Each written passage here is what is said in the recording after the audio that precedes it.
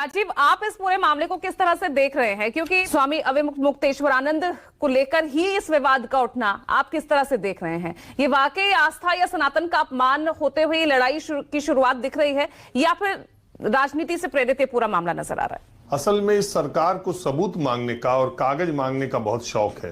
तो अभी तक तो आम नागरिक को हमसे, आपसे या वोटरों से या तमाम चीजों से सबूत और कागज मांग रहे थे। अब देश के शंकराचार्य से ही, या जो ज्योतिष पीठ पर बैठे हुए स्वामी हैं, अब उन्हीं से सबूत और कागज मांग रहे। पहले आप ये बताइए कि आप शंकराचार्य कैसे हैं। तो पहले ये बताइए कि पिछले ये शंकराचार्य प्रशासन के विवाद के बाद यह सवाल खड़ा हुआ कि वो शंकराचार्य कैसे हैं। जब वो शंकराचार्य पहुंचे तब उनका बोर्ड लगा था कि नहीं लगा था?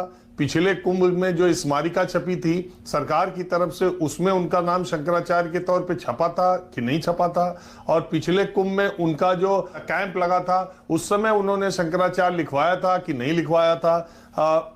मैं वैसे नाम तो नहीं लेना चाहिए, निजी समारोह है, लेकिन चूंकि वो निजी समारोह से बढ़ के था और पूरे देश और दुनिया ने देखा कि प्रधानमंत्री से लेकर तमाम वो लोग जो भारतवर्ष के वीआईपी की लिस्ट में आते हैं उस शादी समारोह में गए थे।